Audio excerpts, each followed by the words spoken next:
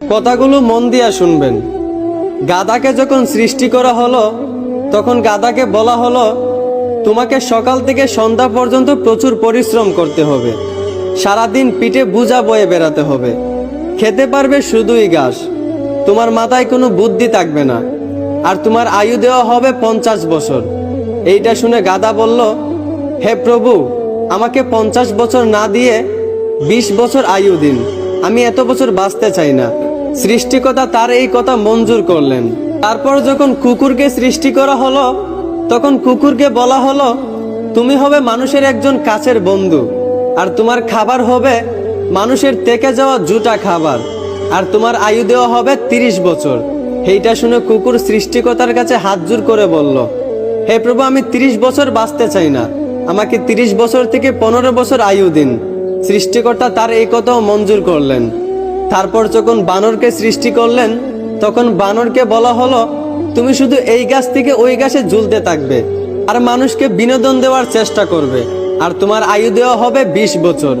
এইটা শুনে বানরও হাত জোড় করে সৃষ্টিকর্তার কাছে বলল, হে আল্লাহ, আমাকে 20 বছর না দিয়ে 10 বছর আয়ু দিন, আমি এত বছর বাঁচতে চাই না। সৃষ্টিকর্তা বানরের কথাও মঞ্জুর করলেন। তারপর আসলো পুরুষের পালা। পুরুষকে যখন সৃষ্টি করা হলো তখন পুরুষকে বলা হলো, তুমি হলে প্রাণীদের মধ্যে সবচেয়ে বিচক্ষণ এবং বুদ্ধিমান, এই জন্য তোমাকে প্রাণীদের শিরোমণি করা হলো, আর তোমার আয়ু দেওয়া হবে 20 বছর।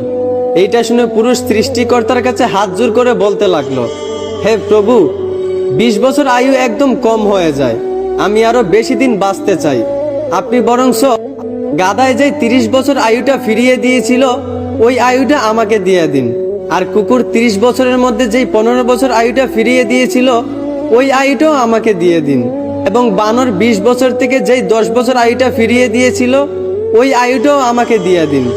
সৃষ্টিকর্তা পুরুষের এই কথাগুলো মঞ্জুর করলেন।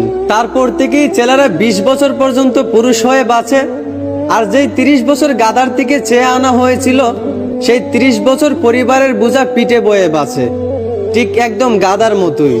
বাকি 15 বছর সন্তানরা যা দেয় তা খেয়েই বাঁচতে হয়। যেমন একটা কুকুরকে মানুষ যা দেয় তা খেয়েই বাঁচে, ঠিক তেমনি একটা পুরুষও বাকি 15 বছর এইভাবেই কাটাতে হয়, ঠিক একটা কুকুরের মতোই। আর বাকি 10 বছর পুরুষদেরকে বানরের মতোই বাঁচতে হয়। বানর যেমন এক ডাল থেকে আরেক ডালে ঝুলাঝুলি করে এবং মানুষকে বিনোদন দেয়, ঠিক তেমনি পুরুষদেরকেও বাকি 10 বছর বাঁচতে হয়, একবার ওই সন্তানের কাঁধে ঝুলে একবার ওই সন্তানের কাঁধে ঝুলে, এবং নাতিদেরকে বিনোদন দিয়ে এইভাবেই বাকি 10 বছর বাঁচতে হয়। এইটাই পুরুষের জীবন, এইটাই বাস্তবতা।